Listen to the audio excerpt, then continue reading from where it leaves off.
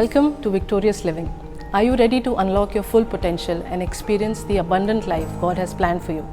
We all face challenges, but on Victorious Living, we will equip you with practical tools and inspiring stories to help you live a life of victory. Let's prepare ourselves to learn something new today. Before we jump in, let's spread the victory. Share this video with someone who needs a fresh perspective. You were created for greatness. Let's dive in and discover how to live a life of victory. Leader of the cell group asked me அந்த வீட்டு கூட்டத்தின் தலைவர் என்னை பார்த்து சொன்னார், do you want to accept Jesus? இயேசுவை ஏற்றுக்கொள்ள விரும்புகிறீர்களா என்று கேட்டார். I said no. நான் சொன்னேன் இல்லை என்று சொன்னேன். Because I am a born Brahmin. நான் பிறந்தது ஒரு பிராமின் குடும்பத்துல. My forefather were priest in king's palace. அவர் என்னுடைய முற்பிதாக்கள் ராஜாக்களுடைய அரண்மனையில அங்கு பெரிய பூஜாரி வேலை செய்கிறவர்களா இருந்தார்கள். So I was asked never to drink and eat with Christians. எனக்கு சொல்லப்பட்டு நான் வளர்ந்த விதம் என்னவென்றால் கிறிஸ்தவர்களோடு கலந்து சாப்பிடக்கூடாது, அவர்களோடு உண்ணக்கூடாது. So somewhere that was there in the back of my mind. So when they asked me, I said no. அது என் தலையின் பின்புலாக அது அப்படியே சேமிக்க வைக்கப்பட்டிருந்தது. எனவே அவர்கள் என்னை கேட்ட உடனே இல்லை என்று சொன்னேன். So when I was coming back, திரும்ப வந்து கொண்டிருக்கும்போது I asked the person who took me, can you give me a Bible?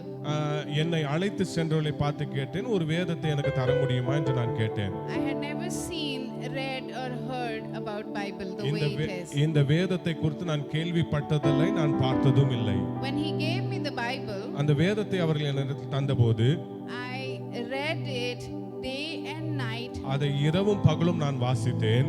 15 hours a day. 15 மணி நேரம் ஒரு நாளைக்கு நான் வாசித்தேன். And finished the Bible cover to cover from Genesis to Revelation in 4 months. 4 மாதத்துல வெளிப்படுத்தின விசேஷம் வரைக்கும், ஆதியாகமத்திலிருந்து வெளிப்படுத்தின விசேஷம் வரைக்கும் நான் படித்து முடித்தேன். கரங்களை தட்டி தேவனை மகிமைப்படுத்துங்க பார்க்கலாம். How much money I had when I met Jesus? நான் இயேசுவை சந்திக்கும் போது என்னிடத்தில் எவ்வளவு பணம் இருந்தது? கரெக்ட்டா யாரா சொல்லுங்க பார்க்கலாம். 100 rupees. 100 ரூபாய் தான் இருந்தது. By the time I finished Bible, நான் வேதத்தை வாசித்து முடிக்கும் போது I had 17 lakhs in my account. என்னுடைய அக்கவுண்ட்ல 17 லட்சம் வந்து சேர்ந்தது. That got my attention. அது என்னை ஈர்த்தது. It's like Jesus came to Peter, fill the boat with fish. பேதுருவிடத்தில் இயேசு வந்தபோது அந்த படகானது மீன்களால் நிரப்பப்பட்டது. I am telling Jesus, let's go fishing again. நான் சொன்னேன் இயேசுவை பார்த்து, வாங்க நம்ம திரும்ப மீன் பிடிக்க போகலாம் என்றேன். I'll make money with you. நான் உங்களோடு இணைந்து நான் பணம் சம்பாதிக்க போகிறேன் என்று சொன்னேன். My father died when I was very young. நான் மிகவும் வாலிப காலத்தில் இருக்கும்போது என் தகப்பன் என்னை விட்டு கடந்து போய்விட்டார், இறந்து விட்டார். I did not have good relationship with my family. என் குடும்பத்தோடு நல்ல உறவு எனக்கு இல்லை.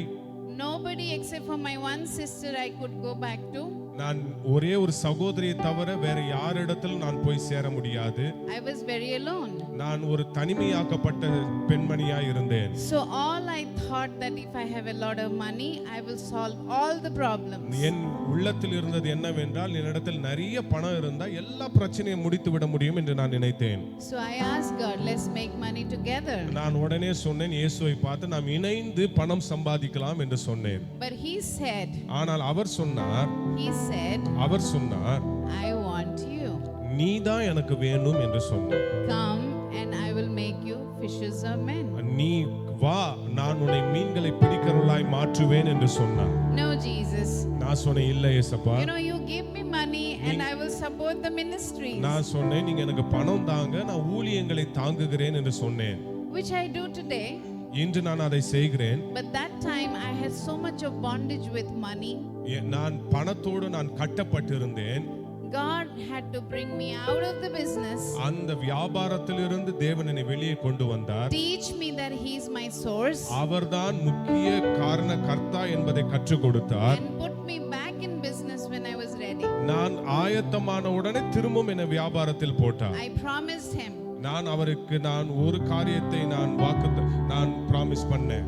No matter how much money I see, நான் எவ்வளவு பணம் பார்த்தாலும் I'll never stop being a pastor. being a pastor. நான் ஒரு போதகராய் மட்டும் இல்லாமல் போக மாட்டேன் என்று சொன்னேன். So today I have total of 7 companies. இன்று எனக்கு 17 கம்பெனிகள் இருக்கிறது. So Jesus in your boat, தேவன் என் படகில் இருக்கிறார். you will sail successful. நீங்கள் உங்கள் படகில் இருந்தால் நீங்கள் நிச்சயமாய் கரை சேருவீர்கள். Why I have so much of revelation about rejection? நான் இவ்வளவு இழப்பில் மத்தியில் அதை குறித்த வெளிப்பாடு என்ன வெளிப்பாடு என்றால், we have no time to talk about it. It's all over the internet. If you search me, you will find everything, all the sermons, all the testimonies, and even Chat GPT knows me. என்னை Chat GTP கூட என்னை குறித்து அறிந்திருக்கும். நீங்க Chat GTPல என்னை குறித்து கேள்வி கேட்டா அது பதில் தரும். மட்டும் இல்லாமல் எல்லா யூடியூப்ல எல்லாத்துலயும் என்னுடைய செய்திகள் இருக்கிறது, என் சாட்சிகள் இருக்கிறது. If you go to Chat GPT and say Anuradha Das life coach, it will tell you all the things, all my company, everything. நீங்க Chat GTPல போட்டு அனுராதா என்று என்னுடைய முழு பெயரை நீங்கள் குறிப்பிட்டீர்கள் என்றால் அது என்னுடைய முழு சரித்திரத்தையும் அது சொல்லிவிடும். I was very surprised to see that. அதை நான் பார்த்தபோது எனக்கு ஆச்சரியமா இருந்தது. What technology can do. இன்னைக்கு டெக்னாலஜி எவ்வளவாய் வளர்ந்திருக்கிறது. But I believe நான் விசுவாசிக்கிறேன். Romans made the road. Yeah. Romans made the road. Yeah. So Paul can travel and preach. ரோமர் ஒரு ரோட போட்டாங்க, அந்த வழியாக பவுலால் பயணம் செய்ய முடிந்தது. So everything, every development that you see in the world is for the gospel. எல்லா முன்னேற்றங்களும் சுவிசேஷத்துக்கான முன்னேற்றத்தின் பாதையாய் இருக்கிறது. So when I was a baby about to be born, I was an unplanned baby. நான் பிறந்தபோது ஒரு திட்டமிடமிடாத ஒரு பிள்ளையாய் பிறந்தேன். Nobody wanted me. என்னை யாரும் விரும்பவில்லை. So when I was born, நான் பிறந்தபோது a girl child, ஒரு பெண் பிள்ளையாய், my father didn't see me for 8 months. 8 மாதங்கள் என் தகப்பன் என்னை பார்க்க வரவே இல்லை. That's where my rejection started. முதலாவதாக என்னை தட்டி கலைத்த முதல் இடம் அதுதான். I was talking to brother. I came to know that in South, girls are very, very cherished, which is very good thing. இங்கு நான் சகோதரனோடு பேசும்போது பெண் பிள்ளைகளுக்கு இங்கு அநேக வரவேற்பு இருக்கிறது நம்முடைய பகுதியில் என்பதை குறித்து நான் கேள்விப்பட்டேன், மிகவும் சந்தோஷப்பட்டேன். But in North, it's not like that. ஆனால் வட இந்தியாவில் அப்படி இல்லவே இல்லை. They kill girl children. அவர்கள் பெண் பிள்ளை பிறந்தால் அதை கொன்று விடுவார்கள். In the womb and even outside. ஒருவேளை அது வயிற்றுக்குள் இருந்தாலும் கொன்று விடுவார்கள், இல்ல பிறந்த பிறகும் கொன்று விடுவார்கள். So in your prayer, pray for North India that girls will be saved. பெண் பிள்ளைகளுக்காக விசேஷமா உங்கள் ஜெபத்தில் தாங்குங்கள், வட இந்தியாவுக்காக. So I had rejection from relationships. என்னுடைய உறவுகளிலிருந்து ஒரு இழப்பு இருந்தது. Broken relationship made me feel like I'm good for nothing. எல்லா இடங்களிலும் நான் தள்ளப்பட்டது நிமித்தமாக நான் ஒன்றுக்கும் உதவாதவள் என்று நான் கருதினேன். Here you will know Jesus as a friend, as a counselor, as your lover. இந்த இடத்துல தான் இயேசு உங்களுடைய சிறந்த நண்பராகவும் சிறந்த ஒரு ஆலோசனை கர்த்தராகவும் சிறந்த தேவனாகவும் இங்க வெளிப்படுகிறார். If you want to know Jesus இயேசுவை நீங்கள் அறிந்து as கொள்ளும்போது a friend, அவர் ஒரு நண்பனாக, look at me. என்னை பாருங்கள், He is mine. அவர் என்னுடைய சிறந்த நண்பர். If you want to see Jesus as a miracle worker, அவர் ஒரு அற்புதம் செய்கிறவராய் நீங்கள் பார்ப்பீர்கள் என்றால், look at me. I'm a miracle standing in front of you. நான் தான் திருஷ்டாந்தரமான ஒரு சாட்சியா இருக்கிறேன், அவர் தான் அற்புதம் செய்கிற கர்த்தர் He என்பதற்கு. can just not do 1 and 2 miracles. He can do million miracles that you need in your life. உங்கள் வாழ்க்கையில ஒரு அற்புதம் 2 அற்புதம் அல்ல, கோடிக்கணக்கான அற்புதங்களை செய்ய வல்லமையுள்ள தேவன் அவர் மட்டும்தான். A friend who will never leave you. ஒரு நல்ல சிறந்த நண்பர், உங்களை விட்டு ஒரு நாளும் போகாதவர், விலகாதவர். If you are in a mess and you think that Jesus will reject you, it's a lie from the pit of hell. நன்றாய் தெரிந்து கொள்ளுங்கள், நீங்கள் ஒரு மிகுந்த ஒரு குழப்பத்தில் இருக்கும்போது இயேசு உங்களை கைவிட்டு விடுவார் என்று சொன்னால் அது பிசாசு இடத்திலிருந்து வருகிற மிகப்பெரிய பொய்யாய் இருக்கும். 1 John chapter 1 verse 7 says the blood of Jesus continuously cleanses you. வேதம் சொல்லுகிறது, 1 யோவான் 1:7 சொல்லுகிறது, இயேசு கிறிஸ்துவின் இரத்தம் சகல பாவங்களையும் நீக்கி நம்மை சுத்திகரிக்கிறது என்று. Verse 9 says if you come to him, he is not going to deny you. 9ஆம் வசனம் சொல்லுது, நீங்கள் அவரிடத்தில் வந்தால் அவர் உங்களை தள்ள மாட்டார் என்று வேதம் சொல்லுகிறது. Hebrew 13 verse 5 says he'll never leave you, he'll never forsake forsake வேதம் you. சொல்லுகிறது அவர் உங்களை கைவிடவும் மாட்டார், அவர் உங்களை விட்டு விலகவும் மாட்டார் என்று வேதம் சொல்லுகிறது. Ephesians 3:20 says he will give you more than you can ask or imagine.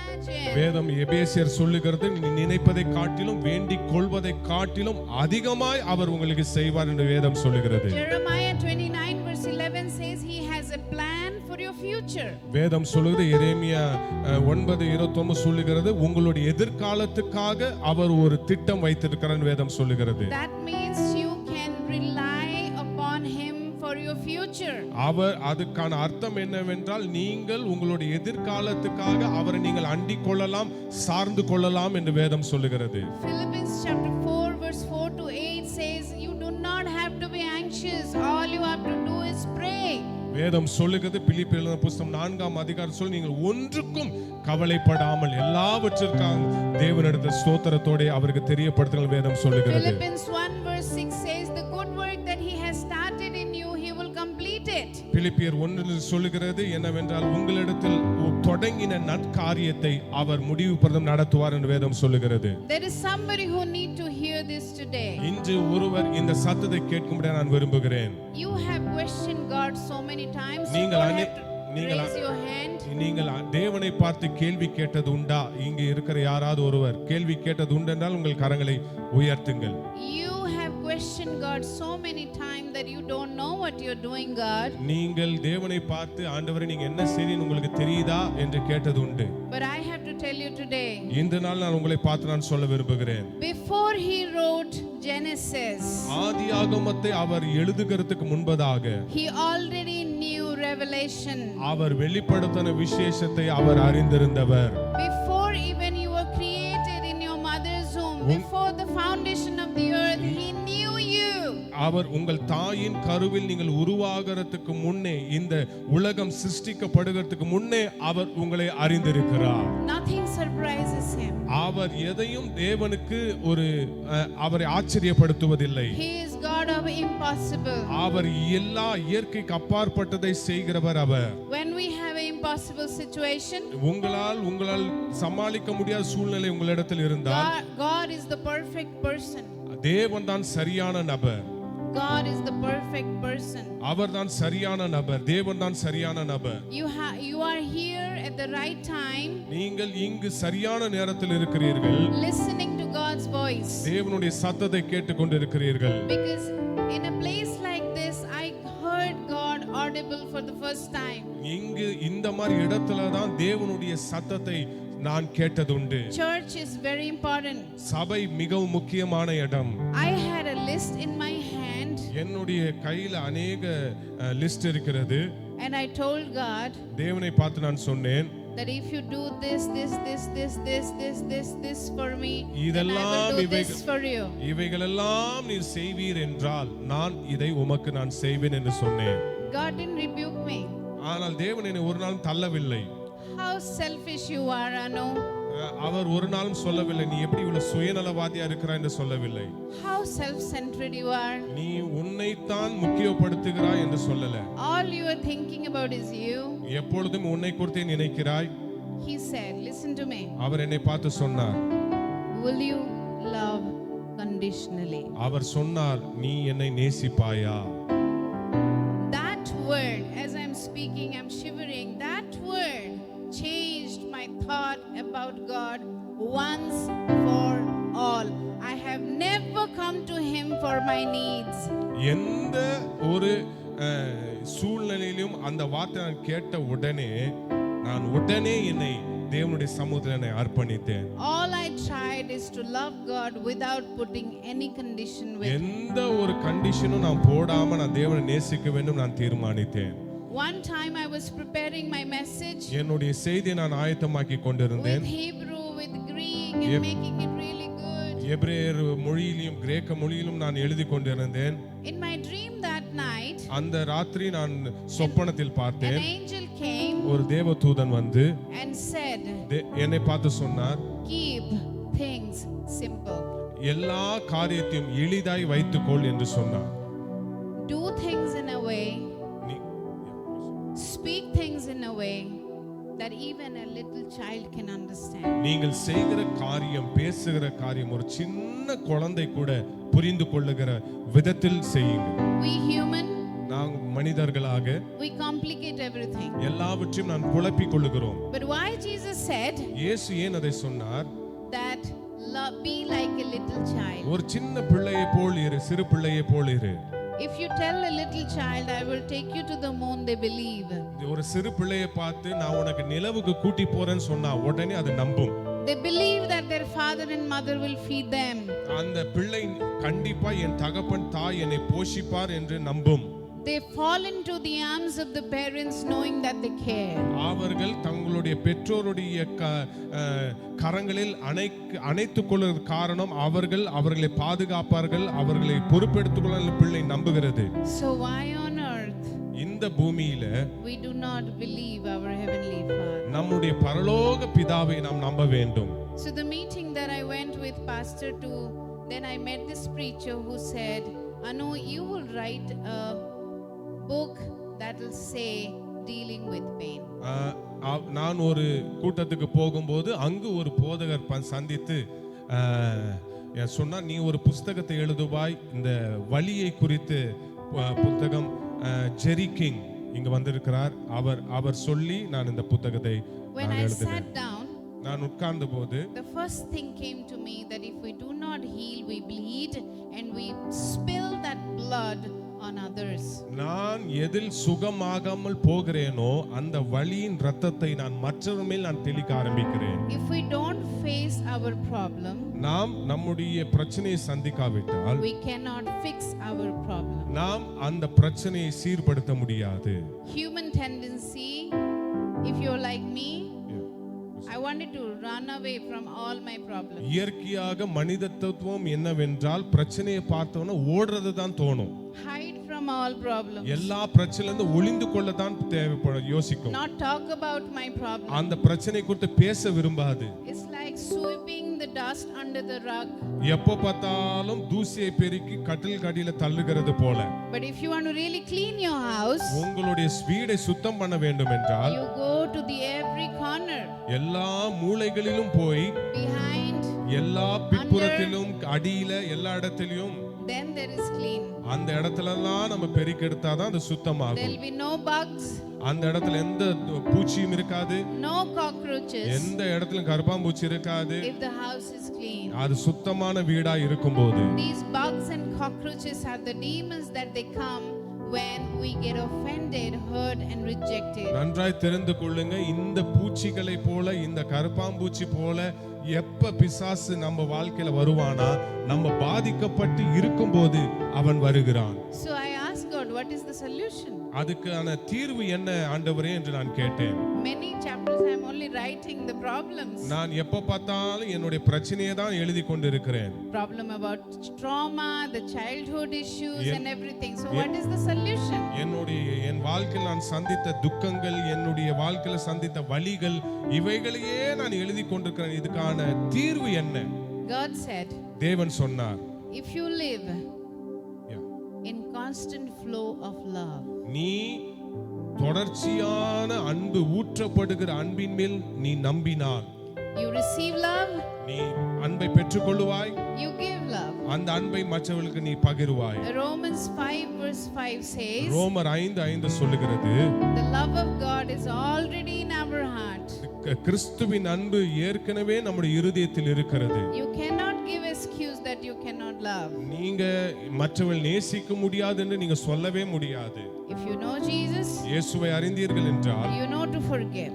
உங்களால் மன்னிக்க முடியும். If you know Jesus, இயேசுவை அறிவீர்கள் என்றால் you know to love. நீங்கள் நேசிக்க முடியும். If you know Jesus, இயேசுவை அறிவீர்கள் என்றால் you know the purpose of your life. உங்களுடைய வாழ்க்கையின் இலக்கத்தை நீங்கள் அறிவீர்கள். As I said, நான் சொன்னதை போல from the beginning, like before even Revelation, God knew Genesis, and even before that, He is God. ஆதியாகமம் எழுதப்படுகிறதுக்கு முன்பதாகவே வெளிப்படுத்தின விசேஷத்தின் முடிவு அவருக்கு தெரியும். அவர்தான் தேவன்.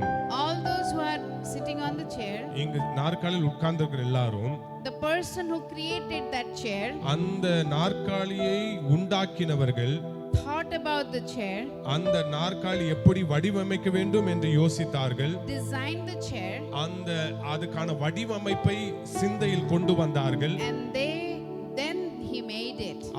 அவர்கள் அதை உருவாக்கினார்கள். So God knew revelation. தேவனுக்கு நிச்சயமாய் வெளிப்படுத்தின விசேஷம் வரைக்கும் தெரியும். God knew the fallen nature of human being going to be. நம்மளுடைய விழுகையை குறித்து தேவன் நன்றாய் அறிந்திருக்கிறார். God knew Jesus is going to come and die on the cross. இயேசு கிறிஸ்து பூமிக்கு வந்து நம் பாவங்களுக்காய் மரிப்பார் என்று அறிந்திருந்தார். God knew you will be born in this city in this point of time. இந்த காலத்தில் இந்த நேரத்தில் இந்த பட்டணத்தில் நீ பிறப்பாய் என்று தேவன் அறிந்திருக்கிறார். So if this God who knows everything, இந்த தேவன் எல்லாவற்றையும் அறிந்த தேவன், why can't we trust him? நாம் ஏன் அவர் மேல் நம்பிக்கை கொள்ளக்கூடாது? For our past, நம்முடைய கடந்த வாழ்க்கைக்கு, for our present, இப்பொழுது நிகழ் வாழ்க்கைக்கு, and for our future. நம்முடைய எதிர்கால வாழ்க்கைக்கு. Past we cannot control. நம்முடைய கடந்து போனதை நம்மால் எதையும் சமாளிக்க முடியாது. When I complain to God that why I had to go through so much of suffering, நான் ஏன் ஆண்டவரே இவ்வளவு கடின பாதையில் கடந்து போனேன் நான் தேவனை பார்த்து குறை சொல்ல முடியாது. he gave me 2 examples. அவள் 2 எடுத்துக்காட்டு காண்பித்தார். Listen to me carefully. இதை கவனமாய் கவனியுங்க. If David will never meet Goliath, தாவீது மாத்திரம் கோலியாத்தை சந்தித்தில்லாமல் போயிருந்தால், he will never be the king. அவன் ராஜாவாய் மாறி இருக்க முடியாது. He will die as a shepherd. அவன் ஒரு மேய்ப்பனாய் மரித்திருப்பான். If Shadrach, Meshach, Abednego will not go into the fire, Shadrach Meshach Abednego அந்த அக்கினி சூளைக்குள்ளாய் கடந்து போகாமல் இருந்திருந்தால், Nebuchadnezzar will never see Jesus in the fire. நேபுகாத்நேச்சரால் அந்த 4வது நபராய் தோன்றின இயேசுவை அவன் வாழ்க்கையில பார்த்திருக்கவே முடியாது. That means everything that you have ever gone through, நீங்கள் எதை கடந்து போயிருந்தாலும், it's part of the process. அது உங்கள் வாழ்க்கையின் ஒரு பகுதியாய் இருக்கிறது. It is your preparation, அது உங்களை ஆயத்தமாக்குகிறது. for your future. உங்கள் எதிர்கால வாழ்க்கைக்கான ஒரு ஆயத்தம். So take a deep breath today. Can I ask everyone to stand? எல்லாரும் எழும்பி நில்லுங்க. ஒரு நல்ல ஒரு மூச்சை இழுத்து விடுங்க பார்க்கலாம். Take a deep breath. நல்ல ஒரு மூச்சை இழுத்து விடுங்க பார்க்கலாம். And now say, Jesus, I know now இயேசுவே நான் ஒன்றை அறிந்திருக்கிறேன் இப்பொழுது. everything that I have gone through, நான் எதெல்லாம் கடந்து வந்தேனோ is part of the process. அது என்னை உருவாக்குறதுக்கான ஒரு பகுதியாய் இருக்கிறது. So today I forgive people. இன்று நான் என்னை காயப்படுத்தி நான் மன்னிக்கிறேன். I forgive myself. என்னை நான் மன்னிக்கிறேன். And I forgive those who hurt me, என்னை காயப்படுத்தி நான் மன்னிக்கிறேன். mistreated me, என்னை தவறுதலாய் நடத்தினால் நான் மன்னிக்கிறேன். assaulted me, என்னை குற்றப்படுத்தினால் நான் மன்னிக்கிறேன். rejected me, என்னை ஒதுக்கி வைத்தவர் நான் மன்னிக்கிறேன். I let them go. அவர்களை நான் விட்டு விடுகிறேன். God spoke to me that if you let go, நீ விட்டு விடுவேயாகில் you let God be God. அவர் தேவனாய் உன் வாழ்க்கையில வெளிப்படுவார். You are letting go of your past today, இன்று உங்களுடைய கடந்த வாழ்க்கையை விட்டு விடுங்கள். so that God can build your future. உங்களுடைய எதிர்கால வாழ்க்கையை தேவன் கட்டமைப்பார். Now going back to what God spoke to me when pastor was worshiping, நான் போதகர் ஆராதிக்கும் போது தேவன் என்னோடு பேசி நான் சொல்லுகிறேன், I am here to remind you that you are born for God. நீங்கள் தேவனுக்காய் பிறந்திருக்கிறீர்கள் என்பதை நான் உங்களுக்கு நினைப்பூட்டும்படியா நான் வந்திருக்கிறேன். The reason you are here today, இந்த நாளில் ஏன் நீங்க இருக்கிறீர்கள் என்றால், because you are the Paul and you are the Peter that God is looking at. தேவன் பார்த்து கொண்டிருக்கிற இந்த நாட்களின் பவுலாகவும் இந்த நாட்களின் பேதுருக்களாகவும் நீங்கள் தான் இருக்கிறீர்கள். You are the Esther, you are the Mary, you are the Deborah that God is looking at. தேவன் பார்த்து கொண்டிருக்கிற எஸ்தராகவும் மேரியாகவும் மரியாளாகவும் நீங்கள் தான் இருக்கிறீர்கள் இந்த நாட்களில். Trust me. என்னை நம்புங்க. You can never fall out of God's love. நீங்கள் தேவனுடைய அன்பிலிருந்து நீங்க விலகி போகவே முடியாது. Even if you want to go away, he will not let you go. நீங்களே அவரை விட்டு தூரம் போக விரும்பினாலும் அவர் உங்களை விட்டு விட மாட்டார். And God has this amazing capacity அவருக்கு இருக்கிற பலன் மிக பெரியதா இருக்கிறது. to turn everything around for good. உங்கள் சுற்றிலும் இருக்கிற தீமைகளை நன்மையாய் மாற்ற. So we'll sing that song one more time. இன்னொரு முறை நாம் பாடலை பாடுவோம். Holy, you are holy. You sing in your language. உங்களுக்கு உங்கள் மொழியில நீங்க பாடுங்க, பார்க்கலாம் அந்த பாடல். Are you Lord God Almighty? Worthy is the Lamb. Worthy is the Lamb. You are Holy, holy. you Lord God Almighty. Worthy is the Lamb. Worthy is the Lamb. You are holy. Are you Lord God Almighty? Worthy is the Lamb. Worthy is the Lamb.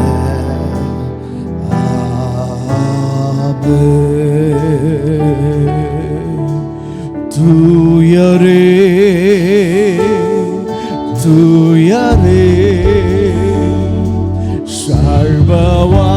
சர்வவல்லவர் நீரே.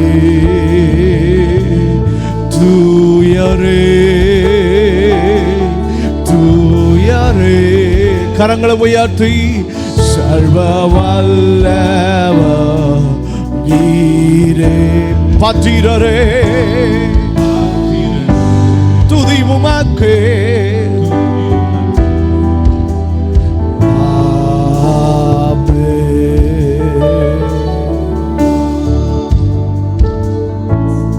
God is healing your hearts. God is giving you purpose. உங்களுடைய வாழ்க்கை தேவன் The fog and the distraction from your life is gone. உங்கள் வாழ்க்கையின் தடை இப்போ விலகிறது. I speak that you will fall in love in a greater way. நீங்கள் தேவனுடைய அன்புல மிகப்பெரிய விதத்துல விட போகிறீர்கள். I speak there is no looking back in your life. உங்க வாழ்க்கையில பின்னுக்கு போகிறது இல்லை என்று நான் You are going to பேசுகிறேன். be the Esther. You are going to be the Deborah. You are going to be the Mary. நீங்கள் தான் மரியாளாகவும் எஸ்தராகவும் தெபோராளாகவும் விளங்க போறீங்க. You are the Peter. You are the Paul. நீங்கள் தான் பேதுருவராக, நீங்க தான் பவுலாக விளங்க போகிறீர்கள். There is no looking back for you. உங்கள் வாழ்க்கையில பின்னிட்டு பார்ப்பது இல்லை. In Yeshua's name. இயேசுவின் நாமத்தினாலே. Thank you for joining us today, and I hope you were blessed by this message. Let's use this encouragement to spread hope and light not only in our own lives but also in our families and communities.